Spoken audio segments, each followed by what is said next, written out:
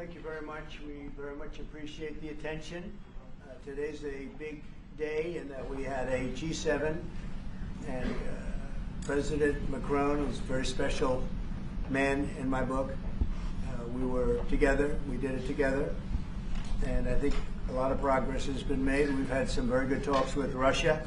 We've had some very good talks with others, and we're trying to get the war ended with Russia and Ukraine, and I think we've come a long way in a short period of weeks. And the President's been very helpful also. And we're also talking about trade, various trade deals that we will be doing with France, and we'll be discussing a little bit further. Then we'll have a press conference later on. You can ask some questions. We'll be having a press conference in a little while. We're going to have lunch with the entire French staff, and we look forward to it. And again, the relationship's been very special with France and very special with this gentleman on my right. And we look forward to keeping that going for a long period of time. Thank you very much. Thank you. Thank you, Mr. President. Thank you. Thank you. No, thank you. I want to thank Mr. President for his hospitality. We had a good discussion this morning for the G7 here. Yeah. And for the third year of this war in Ukraine. And I think our common objective clearly is to build peace and a solid and long-standing peace. And this is what we will discuss, obviously, because I have great respect for bravery and the resistance of Ukrainian people. And we do share the objective of peace, but we are very aware of the necessity to have guarantees and a solid peace in order to stabilize the situation. I'm here as a friend because through centuries we've been friends, and we are personal friends, as you mentioned it, because we work very well together. And I think the US and France always stands on the same side, the right side, I would say, of history. Mm-hmm. And this is exactly what's at stake today. And this is a very important moment for Europe as well. And I'm here as well after discussions with all my colleagues to say that Europe is willing to step up, to be a stronger partner, to do more in defense and security for this continent, and as well to be a reliable partner and to be engaged on trade, economy, investment in a lot of topics. So I'm very excited by the discussion we will have, and obviously we will follow up. And I want to thank you again, Mr. President, for your presence for Notre-Dame de Paris. It meant a lot for French people, and I want to thank you for that. That's the cathedral, and they've done a fantastic job. The President's done a great job in bringing it back. That was a terrible thing, like, what, 5 years ago? Yeah. Watching that burn was a very horrible sight, and you've done a fantastic job in bringing it back, so I congratulate you. Thank you for being here. Thank you very much. Anybody want to ask a question or two? Is that a foolish question? Reached an agreement with the Ukrainians on the critical minerals deal. It looks like we're getting very close. The deal's being worked on, and we're, I think, getting very close to getting an agreement where we get our money back over a period of time. But it also gives us something where I think it's very beneficial to their economy, to them as a country. But you know, we're in for $350 billion. How we got there, I don't know, but that's a lot of money, a lot of money invested, and we had nothing to show for it. And it was the Biden administration's fault. The Europeans are in for about $100 billion, and they do it as in the form of a loan. And the Europeans have been great on this issue. They understood it wasn't fair, and we were able to work something out. But with the Ukrainians, I think I can say that we're very close. Scott's around here someplace, and I think we can say that we're very, hi Scott, I think we're very close. Do you have something to say about that, Scott? We are very close. Good. 1 yard line. All right, good. Mr. President, would any security guarantee for Ukraine? What? Would a minerals deal include a security guarantee for Ukraine? Well, it'll be, Europe is going to make sure that nothing happens. I don't think it's going to be much of a problem. I think once we settle, there's going to be no more war in Ukraine, and you're not going to have it. It's not going to be a very big problem. That's going to be the least of it. Mr. President, there's Greek media reporting that the U.S. has agreed to shut down a military base in Greece that's been a logistical hub for NATO. That who shut down? That the U.S. has agreed to shut it down at the request of Turkey and Russia. Is that all true? Marco, do you have anything to say? Well, sure, that's a no. That's a no. Mr. President, Is it a no? It's a no, sir. It's not a correct story. Thank you. Mr. President, how do you react to people in Europe who say that you are abandoning Ukraine and that you are going to sacrifice the security of Ukraine by making a deal with Vladimir Putin? Now we're helping Ukraine like nobody's ever helped Ukraine before. And I can say this, if I didn't become president, Ukraine would right now still be at a level where there would be no even thinking about a peace. And it was, it's a sad thing that this happened. This would have never happened, this war, if I were president. Zero chance. And it has happened. So my function is to get you out of the war, get them out of the war, let them live. It's a bloody war, it's a horrible war. Thousands of people are being killed a week. And I would say Russia, maybe 700,000 people. I think Ukraine probably a similar number. And that's not talking about the towns and the cities that have been blown up. That's talking about soldiers. This has been a horrible, bloody mess. And we're going to get it solved. We got to get it solved. And you know, we're not talking about America's soldiers. Soldiers from this country. We're talking about Russia and Ukraine. But on a humanitarian basis, we have to get this very, very bloody, savage problem solved. And I will say this also, it could lead to World War III if it's not solved. You know, there'll be a point at which it's not going to stop at those two countries. Already there's such involvement from other countries. And it could really lead to a very big war, World War III. And we're not going to let that happen either. Would you support the idea to send European troops in Ukraine to back the ceasefire? European troops may go into Ukraine as peacemakers. So when the agreement is done, they can watch that everything is followed properly. I don't think that's going to be a problem. And a lot of the European countries, I think, I don't want to speak for France, but I know that the presidents talked about doing that also. I think that'll be a very good day when we can go in as peacekeepers as opposed to what's going on right now with everybody being killed. Will they have U.S. backing, those troops going into Ukraine? Will they have U.S. backing from U.S. troops? Well, we're going to have a backing of some kind, and obviously the European countries are going to be involved, and I don't think you're going to need much backing. I think that's not going to be a problem. Once an agreement is signed, Russia's going to get back to its business, and Ukraine and Europe are going to get back to their business. I don't think it's going to be a problem. Mr. President, will you meet with President Zelensky soon? What? Will you meet with President Zelensky soon? I will be meeting with President Zelensky. In fact, he may come in this week or next week to sign the agreement, and which would be nice. I'd love to meet him. Would meet at the Oval Office. So the agreement's being worked on now. They're very close to a final deal. It'll be a deal with rare earths and various other things, and he would like to come, as I understand it, here to sign it, and that would be great with me. I think they then have to get it approved by their council or whoever might approve it, but I'm sure that will happen. Yeah, at some point I'll be meeting with President Putin also, yes. I don't know when we speak. We're trying to get this thing worked out, but yeah, at some point I'll be meeting with President Putin too. Monsieur Macron, s'il vous plaît, est-ce que vous pouvez me dire quelques mots en français? I can say a few words in French. Yes, please. No, le président l'a dit, je pense que c'est un moment important. C'est un moment important de la discussion. On veut bâtir la paix en Ukraine et le bilan qui a été rappelé, une réalité, il y a d'1 million de morts et de blessés depuis le début de ce conflit et de cette guerre d'agression. Notre volonté, c'est que cette paix dure, parce que nous avons déjà eu un cessez-le-feu et une paix qui n'a pas été respectée. C'était les accords de Minsk, 1 puis 2. Et donc le corps de cette discussion, c'est de s'assurer d'abord qu'il y ait un cessez-le-feu, ensuite que les Ukrainiens soient impliqués. Je pense que ce que vient de dire un instant le président Trump est très important, c'est-à-dire qu'il va rencontrer rapidement le président Zelensky pour signer cet accord sur les minerais critiques et les terres rares, et que c'est aussi un moyen d'avoir une implication américaine forte.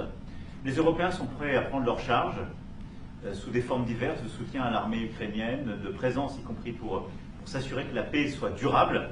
Et l'implication dans la durée des États-Unis d'Amérique à travers cet accord est une bonne chose. Et donc tout est encore à construire. Et je ne veux pas préempter les discussions.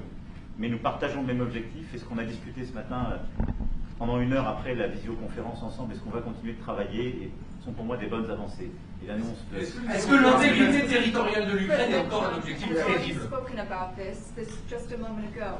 This is exactly what we want to do. We want to build peace with Ukraine. As President Trump mentioned, there are already 1 million dead and wounded in Ukraine since the war began. We had a ceasefire in the past that was not respected. This was under the Minsk Agreements 1 and 2.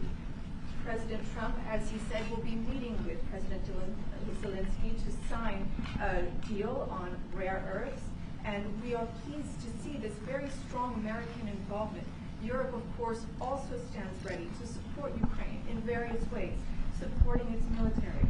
And we don't want to preempt any sort of discussions that are currently underway, but we do share the same objective of building this lasting peace. I just want to tell you a little story. So we were at the Eiffel Tower having dinner with your wonderful wife and with my wonderful wife, and we came out and he started speaking the French deal. And we didn't have an interpreter, and he was going on and on and on, and I was just nodding, yes, yes, yes. And he really sold me out, because I got back the next day and I read the papers. I said, that's not what we said. He's a smart customer, I will tell you that. Exactly what we agreed. Mr. President, called Zelensky a dictator. Would you use the same words regarding Putin? I don't use those words lightly. I think that we're going to see how it all works out. Let's see what happens. I think we have a chance of a really good settlement between various countries. And, you know, you're talking about Europe, and you're talking about Ukraine as part of that whole situation. The other side has a lot of support also. So let's see how it all works out. It might work out. Look, you can never make up lives. The one thing you can make up the money, but you can't make up the lives. A lot of lives lost. I think probably a lot more lives than people are talking about. It's been a rough war, but I think we're close to getting it solved. Go ahead. Do you think that DOGE could benefit from more streamlined communications? There was that email telling employees to give 5 things that they've done last week. Agency heads then told people to ignore it. You're talking about the last email that was sent, where he wanted to know what you did this week. You know why he wanted that, by the way? I thought it was great. Because we have people that don't show up to work and nobody even knows if they work for the government. So by asking the question, tell us what you did this week, what he's doing is saying, are you actually working? And then if you don't answer, like you're sort of semi-fired or you're fired, because a lot of people are not answering because they don't even exist. They're trying to, that's how badly various parts of our government were run by, and especially by this last group. So what they're doing is they're trying to find out who's working for the government. Are we paying other people that aren't working? And, you know, where is all this? Where's the money going? We have found hundreds of billions of dollars of fraud so far, and we've just started.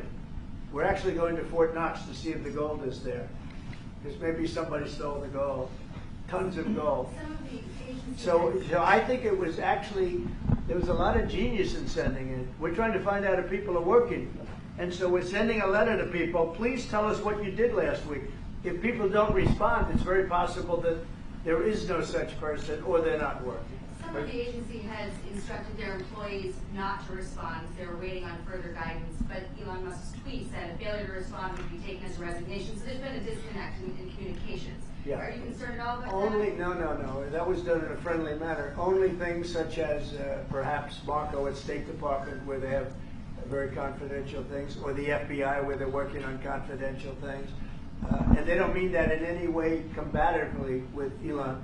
They're just saying there are some people that you don't want to really have them tell you what they're working on last week. But other than that, I think everyone thought it was a pretty ingenious idea. We have to find out where these people are. Who are they? And we said, if you don't respond, we assume you're not around. And that holds, that stands. And you're not getting paid anymore, too. So, you know, we're doing a real job. And we just had a poll come out, I guess the Harvard poll, saying that it's massively popular what we're doing.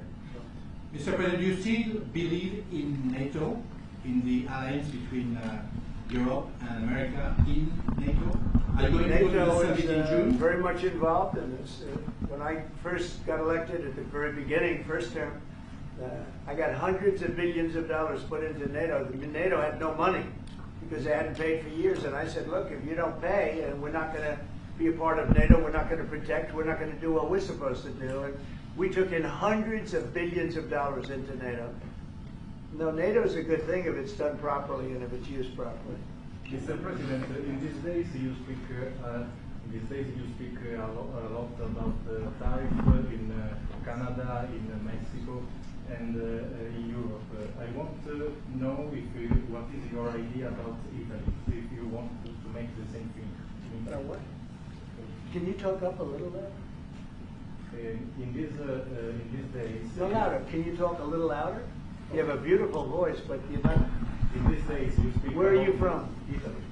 From Italy. Oh, I love Italy. Go ahead. I want to know if you have the same idea with Italy about tariffs. Well, look, I love Italy, and Italy is a very important nation. We have a wonderful woman as your leader, and she was on the conversation today, one that we had, the G7. And no, I think Italy is doing very well. I think Italy's got very strong leadership with Georgia. Monsieur le Président, qu'est-ce que vous répondez au président Trump qui a dit que les Français et les Britanniques n'avaient pas acheté Any other questions? Yes, ma'am. Can you clarify what you meant in your truth today on the major economic development transactions between the U.S. and Russia? Any more detail? With respect to what, Russia? In solving the peace deal, you said there will be major economic development transactions which will take place between the United States and Russia. Yeah, we're trying to do some economic development deals. They have a lot of things that we want, and we'll see. I mean, I don't know if that will come to fruition, but we'd love to be able to do that if we could. You know, they have massive rare earth. It's a very large, it's actually the largest in terms of land. It's by far the largest country. And they have very valuable things that we could use, and we have things that they could use, and it would be very good if we could do that. I think it would be a very good thing for world peace and lasting peace. Well, I mean, our first, by far, our first thing that we want to do, the first element of the overall transaction is ending the war. But if, just as we're doing with Ukraine, if we could do some economic development in terms of Russia and getting things that we want, something like that would be possible, yes. Mr. President, Yes, go ahead, please. Can you explain the rationale in having the U.S. vote against the UN resolutions that Ukraine proposed and also the U.S. proposed? I would rather not explain it now, but it's sort of self-evident, I think. Mr. President, what about increasing the tariffs on products from the European Union? Is that still something you want to do today? Well, it's not increasing, it's reciprocal. So whatever they charge us, we're charging them. So it's not a question of increasing. If they charge us 20%, we charge them 20%. If they charge us 30 or 40%, then we do that too. So that would be on European Union, but that really would be with respect to everybody. It's reciprocity. So reciprocal. Whatever they charge us, we charge them. Nobody has a problem. Even you, as the you don't have a problem. Right? Mr. President, are you thinking of going to Moscow soon? Maybe in May for the 9th of May for the anniversary? I mean, not soon, but I would be certainly, if this all gets settled out, which I think it will, sure, I would go there. On the 9th of and May? you'd come here too. On the 9th of May for on the Red Square? I don't know the 9th of May, no. I think that's pretty soon. But no, at the appropriate time, I would go to Moscow. When do you see the war will end? I think the war could end soon. How soon? Within weeks. Weeks? Yeah. At what price for Do Ukraine? you think so? I'd like to ask you. I think we could end it within weeks if we're smart. If we're not smart, it'll keep going, and we'll keep losing young, beautiful people that shouldn't be dying. And we don't want that. And remember what I said. This could escalate into a third world war. And we don't want that either. Mr. President, your envoy Steve Witkoff suggested a temporary ceasefire in the conflict, but the Russian government has denied that out of hand. Do you worry that they're not dealing in good faith? No, I think they, at some point, will agree to that. I think they probably wanted to. And I think once you have a ceasefire, it's going to end, because they're not going from a ceasefire back to war. I think people have had they're full. I'm just glad I was able to help because there was no communication with Russia until I came along. Biden didn't communicate. He couldn't communicate with his own child. So Biden didn't communicate. He couldn't. It was terrible. He hadn't spoken to Putin in 3 years. You're trying to end the war. People are being killed. Every week, thousands of people are being killed. Soldiers, in this case, mostly. Also towns, you know, as missiles go in and back and forth. No, it's a shame. This should have never happened. This is a very sad, this is going to go down in the history books. This is a very sad moment because that should have been stopped. That should have never started. And if it did start, it should have stopped the first week, not 3 years later. Okay? What do you mean by for Ukraine? Je vais répondre sur l'homme, juste, je pense que plusieurs questions de votre collègue qui ont été posées en français et qui rejoignent les questions posées par les collègues américains. D'abord, cette discussion est utile et construire la paix est une nécessité. La deuxième chose, c'est qu'il y a aujourd'hui une capacité de dissuasion qui est restaurée et que c'est ce que veut dire le président Trump quand il dit qu'il n'y aura plus de problème. Je pense que la force du réengagement américain aujourd'hui, c'est en quelque sorte l'incertitude aussi pour le président Poutine. Et donc il y a une capacité de dissuasion qui est là, qui permet de sceller d'abord sans doute une trêve, la capacité à vérifier que cette trêve est respectée, et ensuite un accord de paix qui permettra de reconstruire l'Ukraine, mais de lui apporter aussi les garanties de sécurité. Dans le cadre de ces garanties de sécurité, nous pensons que nous avons notre rôle à jouer. Et donc, on verra à ce moment-là de la discussion, je ne veux pas la préempter, ce qui est nécessaire pour que l'Ukraine puisse rester un pays souverain. Et d'ailleurs, dans les discussions entre l'Ukraine et les États-Unis d'Amérique, il y a cette question d'une souveraineté ukrainienne qui est respectée. Et donc, nous, ce que nous avons préparé, en particulier avec nos partenaires britanniques, dans le cadre d'un travail très étroit qu'on a mené ces dernières semaines, et partagé avec tous les pays européens et alliés qui sont prêts à s'y joindre, c'est l'idée de dire on est prêt à apporter ces garanties de sécurité. Les conditions, elles doivent en être définies. Elles doivent être définies par l'accord. Ça peut aller jusqu'à l'envoi, comme l'a dit le président, de troupes qui iront observer que la paix est bien respectée, qui iront se positionner, pas sur la ligne de front, pas pour justement, en quelque sorte, être dans le conflit, mais marquer une présence comme une garantie. Il y a d'autres moyens de soutenir qui peuvent être des soutiens accrus et capacitaires à l'armée, des structures nouvelles. Et je pense aussi que l'accord qui est discuté, le président l'a dit, la crédibilité américaine qui est mise dans ce moment, c'est aussi montrer que chacun est dans son rôle, mais que nous avons une unité, Européens et Américains, et donc avec une forme de garantie que les Américains prennent par la discussion sur les minerais critiques qui sont en train de finaliser. La guerre peut s'arrêter dans plusieurs That semaines. That is the most beautiful language. I have no idea what he's saying, but that is the most elegant, beautiful language. Go ahead, please. This is a question that was asked by several. What we need to do is make sure that we are building peace. We have deterrence capabilities that have been restored. As President Trump said, there won't be any more problems. We've seen the U.S. re-engagement and the message that sends to Mr. Putin. We have deterrence, which will allow a truce to take place, verification of that truce, and then a peace agreement can be put in place so that we can start rebuilding Ukraine with security guarantees. And we have a role to play in that.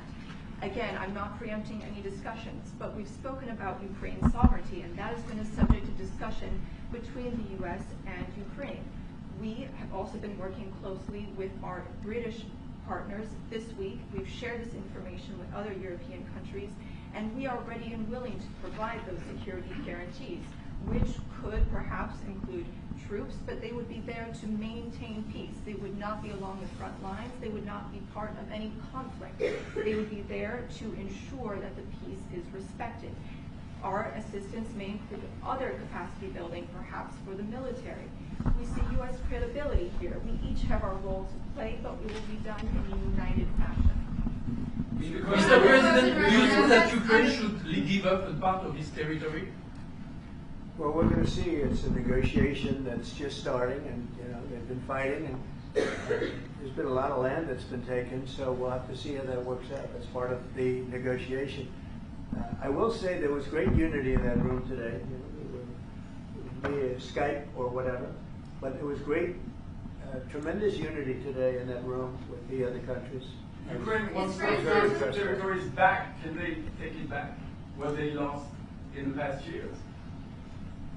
That's not an easy thing to do, is it? Right? It's not an easy. It's asking whether or not you can take back the land that they lost. And I say that, yeah, perhaps some of it, yeah, I hope so. But that's not an easy thing to do. But not everything. It's going to be something we're talking about. Will you convince Vladimir Putin to accept the European troops as peacekeeper? Will you think? Yeah, he will accept that. He will accept I've that? asked him that question. You talked to me? I've asked him that question. He Is said France yes? going to lift the block on the Because he's 3 billion? not, look, if we do this deal, he's not looking for more war. He doesn't mind, but I've specifically asked him that question. He has no problem with it. Is France going to lift the block on the 300 billion in frozen Russian assets in Belgium? France has opposed unfreezing it to pay Ukraine and compensate the U.S. for its support. Is France going to lift its opposition to that? This is, we speak about frozen assets. We already used them to back precisely the loans negotiated at the G7, and it's part of the sanctions. So it will depend on the follow-up of the discussions. But clearly, we respect international law. It's just frozen assets now. You can take the proceeds of the frozen assets, but you cannot take the assets themselves because it's not respecting international law, and we want to respect international How is law. one different than the other? If you can take the proceeds from it, how can you not take Because it's the very different. You keep the assets, you take the proceeds because they are paralyzed in a certain way. You take the proceeds during the wartime, but you keep the assets, and it's part of the negotiation at the end of the war. Because, this war costed all of us a lot of money. And this is the responsibility of Russia, because the aggressor is Russia. Should the US So, be compensated? so at the end of the day, this frozen asset should be part of the negotiation. All in all, Will France support the U.S. being compensated? I support the idea to have Ukraine first being compensated because they are the ones who have lose a lot of their fellow citizens and being destroyed by these attacks. Second, all of those who paid for will be compensated, but not by Ukraine, by Russia, because they were the one to aggress. Again, just so you understand, Europe is loaning the money to Ukraine. They get their money back. No, in fact, to be frank, we paid 60% of the total effort, and it was through, like the US, loans, guarantee, grants, and we provided real money, to be clear. We have 230 billion frozen assets in Europe, Russian assets, but this is not as a collateral of a loan because this is not our belonging. So they are frozen. If at the end of the day in the negotiation we will have with Russia, they're ready to give it to us, super. It will be loan at the end of the day and Russia would have paid for that. If you This is my believe wish. that, it's okay with me. Mr. If President, they get their money back, we don't, and now we do. But, that's We only will fight fair. both. Mr. President, do you think Russia is the one that pays everybody back? Are they the aggressor? Well, we're negotiating everything, and everything's on the table, and we'll see if we can get some land back, and we'll see about a lot of different things. And we're going to be making a little speech and say a few words in a little while. We're going to have another meeting, a luncheon meeting, and we'll see you in about 2 hours. Okay? Thank you very much, everybody. Thank you, Fred. Thank you, Fred. Moving out. Moving out, Cameron. Thank you. Thank you. Thanks, guys. All right, head out this door right here, right here. Moving out. Thank you. Right here, moving out. Cameras, right out the door. Come on, let's go. Out the door. Moving out, moving out. Headed out, press. Thank you. Thanks, guys. Straight out. Thank you. Thank you. Thank you. Keep going.